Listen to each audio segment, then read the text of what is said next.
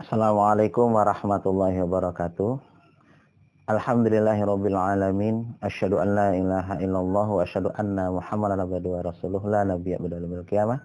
Allahumma shalli ala Muhammad wa ala alihi haqqa qadrihi wa miqdaril azim. Rabbi shrah li sadri wa yassir amri wa hlul 'uqdatam min lisani yafqahu qawli amma ba'du. Kaum muslimin dan muslimat yang dirahmati Allah, kita lanjutkan seri kajian tafsir kita.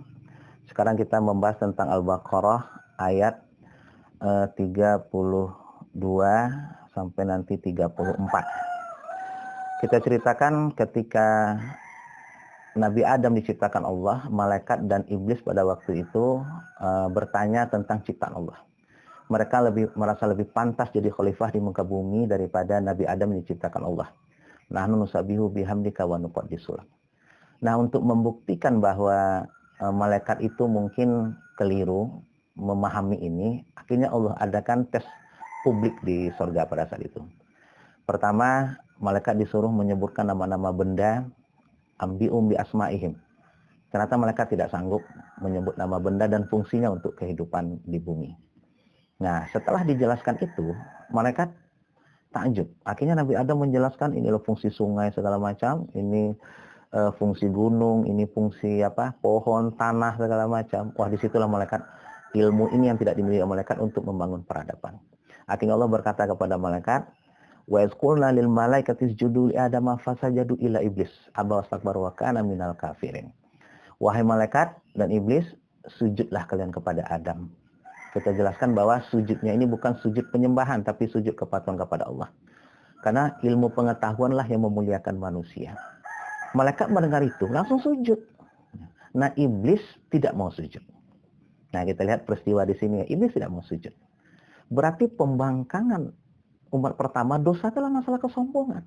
Nggak mau iblis sujud. Nah, pertanyaan selanjutnya, apakah Allah langsung menghukum iblis? Nah, ini yang luar biasa kita pelajari di sini. Tidak. Allah memberikan hak jawab kepada iblis dengan pembangkangan tersebut. Ini yang harus kita biasakan di kehidupan kita sehari-hari. Sebesar apapun kesalahan keluarga kita, istri kita, anak kita, kolega kita, berikan dia hak jawab. Mungkin dia melakukan itu karena sebuah alasan. Nah, Allah bertanya kepada iblis, ya iblis, ma mana'aka an tasjuda iz amartuk, kata Allah. Wahai iblis, kenapa kamu tidak sujud sewaktu saya suruh sujud? Nah, ini kan Allah memberikan hak jawab kepada. Mungkin ada di pengadilan namanya pledoi ya. Orang melakukan itu mungkin karena alasan, mungkin mencuri dia karena kelaparan. Mungkin dia melakukan sebuah kemaksiatan karena terpaksa. Mungkin keluarganya disandra lah segala macam. Mungkin juga dia dalam keadaan tidak sadar segala macam. Berikan saja kepada orang. Berapa kali kita lihat masyarakat kita tidak melakukan itu. Melebihi daripada Allah yang menciptakan kita. Kesalahan langsung dihukum. Kesalahan langsung dihukum. Tanpa memberikan hak jawab. Nggak boleh. Allah saja yang pencipta seluruh alam raya ini. Dengan pembangunan pertama dilakukan oleh iblis. Allah memberikan hak jawab. Cuma iblis tidak memanfaatkan hak jawab ini. Seharusnya iblis menjawab, ya Allah, saya tidak mau sujud kepadamu, ya Allah. Seharusnya iblis jawab begini ya. Karena saya tidak mau sujud kepada makhluk, ya Allah. Saya hanya sujud kepadamu, ya Allah. Mungkin Allah senang jawaban iblis. Tapi iblis keliru dalam memberikan jawaban. Apa kata iblis? Ana khairun minhu. Ini merasa lebih daripada orang lain, nggak boleh. Dalam hal apapun. Saya lebih baik daripada Adam. Kenapa? Khalaqtahu min turab. Adam diciptakan dari tanah. Wa khalaqtani min nar. Saya diciptakan daripada api. Iblis mengatakan bahwa api lebih bagus daripada tanah. Ini dosa iblis yang berikutnya. Kenapa? Dia mengambil kesimpulan bukan dengan penelitian, bukan dengan diskusi. Ini nggak boleh nih. Ya, kita tidak boleh mengambil kesimpulan tanpa ada analisa-analisa awal. Kalau kita diskusi dengan iblis, misalnya gitu ya, bagus mana api daripada tanah? Oh, kata iblis api hebat, api bisa bikin jembatan, kanopi segala macam. Tapi tanah bisa menumbuhkan, menyuburkan, menghilangkan racun. Kan belum selesai diskusi kita. Kenapa mengambil kesimpulan? Ini kesalahan iblis jangan dilakukan lagi ya oleh manusia sekarang. Kita mengambil kesimpulan tanpa data. Kita tuduh orang pakai jilbab radikal. Emang pernah orang pakai jilbab tuh mukulin tukang bakso lah, tukang ojek? Nggak pernah. Dari mana kita mengambil kesimpulan? Ini kerjaan iblis ini yang kita teruskan. Mengambil kesimpulan, menuduh orang tanpa ada data dan analisa, tanpa ada penelitian sebelumnya. Ini dosa iblis. Makanya Allah ceritakan dalam Al-Quran supaya manusia tidak mencontoh kesalahan ini. Jangan kita tuduh orang, oh orang yang pakai jenggot begini, orang yang begini-begini, intoleransi segala macam. Padahal tidak ada data dan penelitian. Nah, itu adalah sebuah kesalahan iblis yang Allah hukum. Nah, setelah diberikan jawaban, merasa lebih baik daripada orang lain itu juga dosa iblis. Jangan merasa kita lebih baik. Kita mutakabir dari ilmu. Saya alumni luar negeri, kamu dalam negeri. Di bawah saya, iblis itu sifat iblis.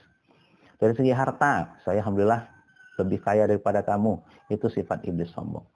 Dari segi ilmu aja, apalagi ibadah juga termasuk.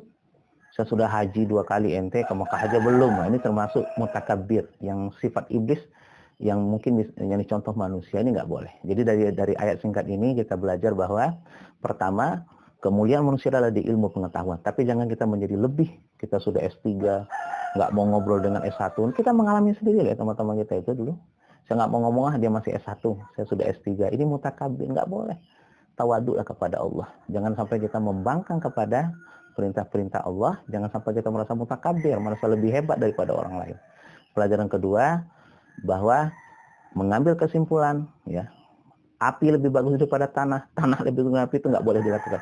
Hanya Allah yang tahu apa yang paling baik di muka bumi, apa yang paling hebat di muka bumi, kita nggak tahu. Kita hanya diberikan Allah sedikit. Nah, dengan inilah kita diskusi, kita analisa, baru kita nanti pada sampai sebuah kesimpulan, ini yang baik menurut kita. Padahal Allah mungkin tahu yang baik menurut kita. Jadi jangan kita ulang kesalahan iblis dalam menentang perintah Allah, jangan merasa lebih baik dan mengambil kesimpulan tanpa sebuah penelitian. Semoga bermanfaat. Subhanakallahumma wa bihamdika asyhadu an la ilaha illa anta astaghfiruka wa atubu ilaik. Assalamualaikum warahmatullahi wabarakatuh.